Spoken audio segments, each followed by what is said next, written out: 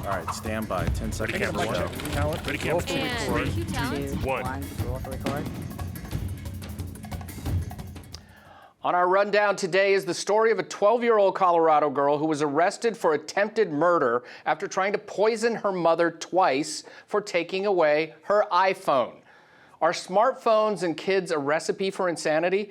Sitting in for a vacationing John Phillips, I'm Stephen Cruiser, and this is the rundown. One child psychotherapist says, I am seeing the evidence in the numbers of depressive, anorexic, cutting children who come to see me. And it always has something to do with the internet. I think it is the ubiquity of broadband and smartphones that has changed the pace and the power and the drama of mental illness in young people. Is she right? To figure this out, I'm joined by author and political satirist Scott Ott from his home studio in Dallas, Texas. And here with me in our Los Angeles studio is fair-minded civil rights attorney, our friend Leo Terrell. Are smartphones kind of like guns where they're just tools for crazy people? Are the people really this crazy, or is it the other way? Are we cart before the horse here? Are they making people crazy, or is this just a new avenue for crazy people to express themselves? This is just a new avenue for crazy people to express their stupidity and ignorance. The psychologist, that's why I hate psychologists. She broad stroke the entire public and saying that that this internet problem has caused this problem at all. It's wrong. And here's the thing about it. The 12-year-old girl is acting up. She's a problem. Attempted murder, the intent to kill her mother. She may have wanted to hurt her mother, injure her mother, but to use that particular case to say that the internet is causing chaos among young people is totally ridiculous. I'm going to go out on a limb and say other children had their phones taken away from them during this same period in history and did not try to poison their parents. Great statistic. That psychologist is not going to be interested in that point. Yeah, Scott, let's get to the parenting issue on this here. This is something I run into a lot right now. Now, we're all internet people. We're doing an internet broadcast here. We're all fairly decent with social media and everything. But there are a lot of parents who still kind of take pride in being the get off my lawn, I don't understand the crazy social media and the Twitters and the Facebooks and everything. Isn't it the duty of the parents to try to understand these things a little better in order to help manage them with their children? I think just the same as if you moved into a new neighborhood, you would want to get acquainted with it and see what the opportunities and threats are for your child in that neighborhood. You know, where's the playground? Where's the bar? Where's the, where's the stuff that we have to be concerned about? And where's the good stuff? And I think you're right. If anything, and I agree with Leo, by the way, I think this woman is painting with a broad brush from a very, very limited experience that she's having in her own practice.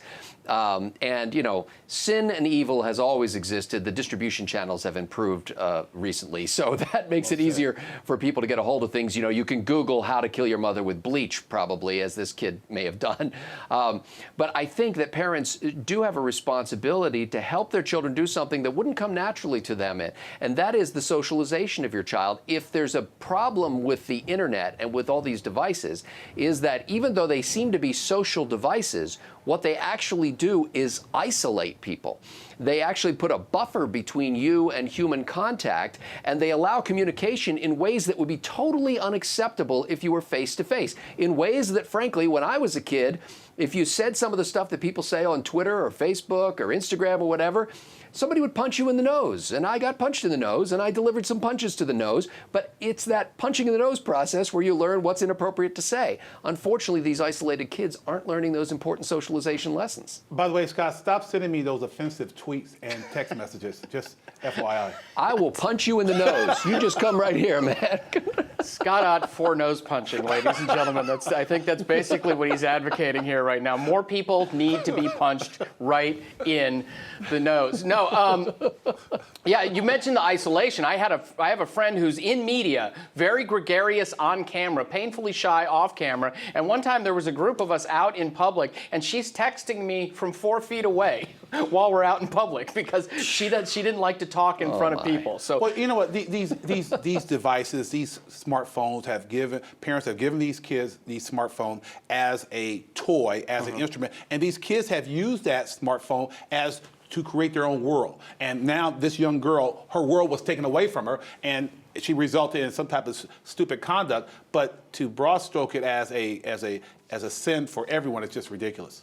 Do you think that maybe that some of the psychiatric community, other people, they just fear change in general? Do you think this is something that this is their get off my lawn moment? Yeah, I think it's their attention to get fame. This psychologist has accomplished her goal. She got her 15 minutes of fame. We're talking about her. We have debunked her theory. But to make this argument, let's have some data. Let's have some support for that one kid who committed this horrific attempt to kill the mom. There's hundreds of cases where that's not the case. In fact, this pretty much illustrates that there are good and bad aspects to social media and to the 24/7 media era right now and everything. This illustrates a bad one where you get one psychologist saying something like this, boom, it blows up. A lot of people read it, ingest it, start to think it's real. Scott, I want to get back to another parenting angle here with you. Twitter, Facebook, all of those things really aren't that difficult to learn. When I talk to other parents who say, well, I don't get it, I was speaking about Twitter once at a conference and they said, I don't get Twitter, what is it? I said, it's typing in a box. It's really easy to figure out. This isn't, this isn't cold fusion here.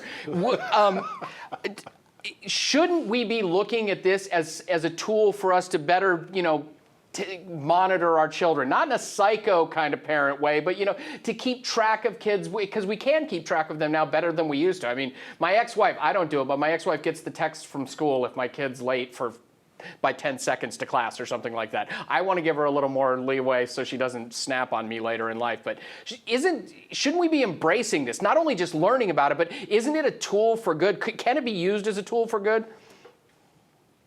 Absolutely, absolutely. And obviously you can get all kinds of information about how to be a better parent on the internet. Some of it's good, some of it's not so good. And your children can learn things. I mean, the entire universe of everything that they have to spend 12 years in public school learning, they could probably get done in about 3 years if they just use the internet effectively. But as with most tools in the lives of human beings, we find a way to turn them to amusement or destruction rather than their most constructive and productive ways of using them. That's just human nature, and I think we need to hold each other accountable, and we need to help our children to hold themselves accountable so that their lives don't get sucked into this brain mush vortex that is the internet. Parents out there who are afraid of this, here's a little tip for you. Sometimes when I'm relaxed on my recliner late at night having an evening cocktail and the child is in her room doing homework and you want to get up and check to make sure the homework's going or something, I just text her. Are you studying? Are you studying? Are you studying? And it works. And sometimes when we're out in public and she doesn't want to be there anymore, she'll be sitting next to me and she'll text me. It is a family bonding tool, everyone, and it can be used for good. So stop the hate. Learn the technology, embrace it because it ain't going away. And one other point, going back to that psychologist who I'll never use as a reference source, is that what is the alternative that she's making? Yes. Get rid of the internet, get rid of the smartphone, get rid of all type of social media because it's bad. Is that the argument? Is that the conclusion of her statement? I don't get it. Yeah, there's no adaptation whatsoever there. Right. It's all about, it's like, oh, it's a bad thing, so run into the woods. And with no solution whatsoever. Yeah, we're all going to become Amish tomorrow? No, I don't think so. I mean, not that I'm knocking that. I'm like, every once in a while, that kind of life has an appeal to me. I got to tell you.